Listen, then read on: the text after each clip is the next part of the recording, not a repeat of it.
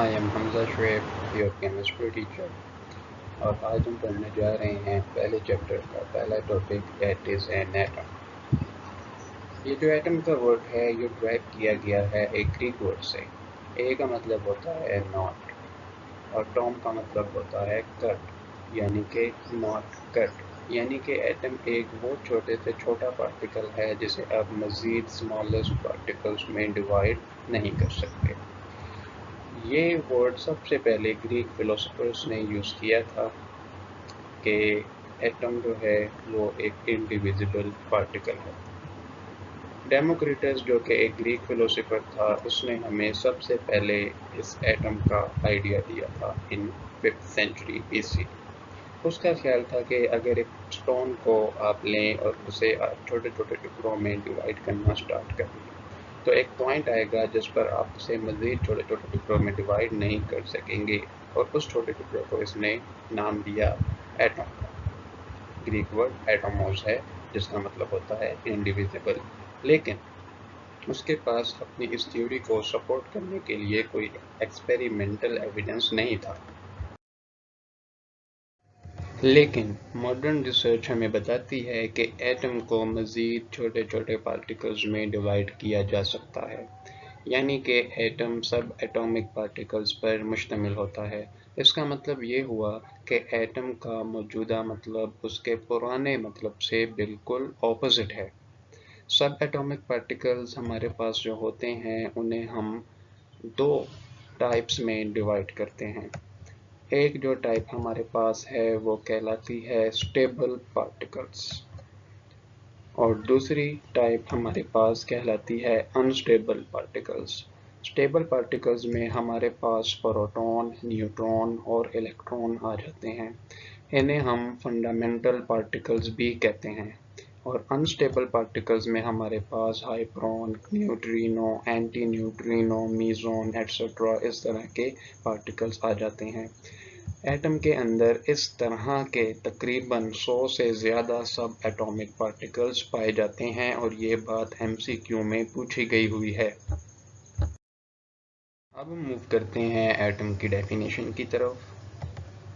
اس پورے ٹاپک میں short question کے حوالے سے جو چیز امپورٹنٹ ہے وہ صرف اس کی ڈیفینیشن ہی ہے، اور باقی تمام چیزیں آپ نے MCQs کے طور پر یاد رکھنی ہیں. سب سے پہلی ڈیفینیشن جو ایٹم کی آپ کی کتاب میں لکھی گئی ہے وہ یہ ہے کہ atom is the smallest particle of an element which can take part in chemical reaction. اب ایلیمنٹ کیا ہوتا ہے؟ آپ لوگوں نے 9th کلاس میں بھی پڑھا ہوا ہے کہ element is made up of same type of atoms and these atoms have same atomic number. اور کیمیکل ریئیکشنز کیا ہوتے ہیں یہ آپ لوگوں نے 10th کلاس کے پہلے چیپٹر میں پڑھا ہوا ہے کہ کیمیکل ریئیکشن میں ریئیکٹنٹس جو ہوتے ہیں وہ پروڈکٹس میں کنورٹ ہو جاتے ہیں. اور جو دوسری ڈیفینیشن ہے ایٹم کی وہ یہ ہے کہ atom is the smallest particle of an element. یہ بالکل سیم پہلی ڈیفینیشن کی طرح ہی شروع والے ورڈز ہیں، آگے سے تھوڑی سی ڈفرینٹ ہے. وچ میں اور میں ناٹ ایگزسٹ انڈیپینڈنٹلی. اب اس کا مطلب یہ ہوا کہ کچھ ایٹمز ایسے ہوتے ہیں جو کسی دوسرے کے ساتھ کمبینیشن بنائے بغیر بھی ایگزسٹ کر سکتے ہیں، اور کچھ ایٹمز ایسے ہوتے ہیں کہ جو دوسرے ایٹمز کے ساتھ کمبینیشن بنا کر ایگزسٹ کرتے ہیں. اب جیسے مثال کے طور پر وہ کون سے ایٹمز ہیں جو کہ انڈیپینڈنٹلی ایگزسٹ کر سکتے ہیں؟ ان میں ہمارے پاس آ جاتی ہیں نوبل گیسز، جن میں ہمارے پاس ہیلیم، نیون، آرگون، کرپٹون اور زینون وغیرہ شامل ہیں. اور دوسرے ایٹمز جو کہ کمبینیشنز بنا کر ایگزسٹ کرتے ہیں ان میں ہمارے پاس آ جاتا ہے ہائیڈروجن، سوڈیم، آئرن، میگنیشیم اور کلورین. سوڈیم جیسا کہ آپ جانتے ہیں نمک سوڈیم کلورائڈ کے طور پر ایگزسٹ کرتا ہے.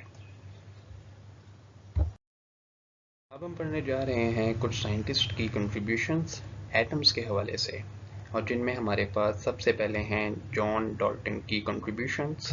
یہ ان کی تصویر ہے، آپ دیکھ سکتے ہیں کہ یہ کیسے دکھتے تھے. یہ ایک انگلش اسکول کے ٹیچر تھے. انگلش مین کہ یہ برٹش میں ایک اسکول کے ٹیچر تھے. اس کے علاوہ یہ ایک کیمسٹ بھی تھے، فزسسٹ بھی تھے اور میٹیورولوجسٹ بھی تھے. اور یہ فادر آف ایٹم کے نام سے پہچانے جاتے ہیں۔ انہوں نے ایٹامک تھیوری پیش کی تھی۔ ایٹامک تھیوری کیا ہوتی ہے؟ ایٹامک تھیوری ہمیں بتاتی ہے کہ جتنے بھی میٹرز ہیں وہ تمام چھوٹے چھوٹے انڈیویزیبل پارٹیکل سے مل کر بنے ہیں، جنہیں نام دیا گیا تھا ایٹمز کا۔ اس کے بعد آپ تیسرے چیپٹر میں جا کر ڈالٹنز لا آف پارشل پریشر پڑھیں گے۔ وہ لا بھی انہوں نے ہی پیش کیا تھا، اور انہوں نے یہ بتایا تھا، انہوں نے کنفرم کیا تھا کہ ایٹمز کا وجود law of conservation of matter اور لا آف ڈیفینیٹ پروپورشنز کی وضاحت کرتا ہے۔ اب لا آف ڈیفینیٹ پروپورشن کیا ہوتا ہے؟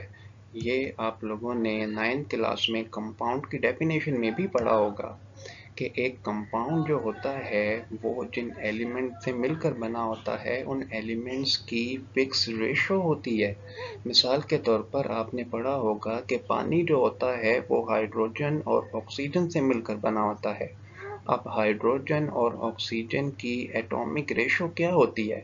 وہ آپ لوگوں نے پڑھی تھی کہ 1:8۔ اس کے بعد ہمارے پاس آ جاتا ہے law of conservation of matter. Law of conservation of matter کیا بتاتا ہے؟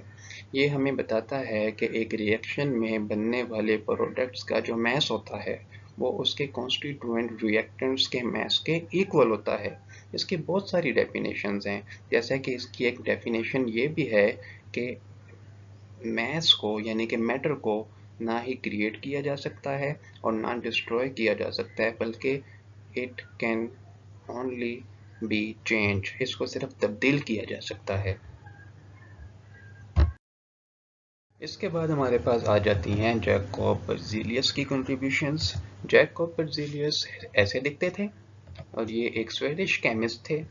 انہیں ہم فادر آف کیمسٹری کہتے ہیں، مطلب یہ فادر آف کیمسٹری کے نام سے پہچانے جاتے ہیں، اور ان کو ماڈرن کیمسٹری کے فاؤنڈرز میں شمار کیا جاتا ہے۔ انہوں نے ایلیمنٹس کے ایٹامک میسز کو کیلکولیٹ کس طرح کرنا ہے اس کے طریقے بتائے تھے، اور انہوں نے اپنے وقت میں 20 نان ایلیمنٹس کے ایٹامک میسز کو دریافت کیا تھا، جو کہ موجودہ ایٹامک میسز کے تقریباً ایکول ہیں۔ اس کے علاوہ انہوں نے ایلیمنٹس کو سمبل دینے کا سسٹم بھی متعارف کروایا تھا۔ جیسا کہ آپ کو پتہ ہے کہ سمبل جو ہوتا ہے وہ ایک ایلیمنٹ کے نیم کا 1 اور 2 لیٹر ایبریویشن ہوتا ہے۔ جیسے کہ آپ لوگوں نے اس کی ایگزامپلز بھی پڑھی ہوں گی 9 کلاس میں، کہ آکسیجن کو ہم پورا آکسیجن نہیں لکھیں گے، صرف اس کا ایک لیٹر سمبل لکھ دیں گے، دیٹ از کیپٹل او۔ اسی طرح فلورین کے لیے ہم کیپٹل ایف کا ورڈ یوز کرتے ہیں، نیون کے لیے ہم این ای کا ورڈ یوز کرتے ہیں، اور سوڈیم کے لیے این اے کا ورڈ ہم یوز کرتے ہیں۔ یہ تھا آپ کا آج کا لیکچر۔ تو اسٹوڈنٹس، اگر آپ کو یہ لیکچر پسند آیا تو لائک ضرور کریے گا، اور کمنٹ سیکشن میں ضرور بتائیے گا، تاکہ میں آپ کے لیے اسی طرح سے لیکچرز بنانا جاری رکھوں۔ اپنا بہت سارا خیال رکھیے گا، پھر ملیں گے اگلے لیکچر میں، تب تک کے لیے اللہ حافظ۔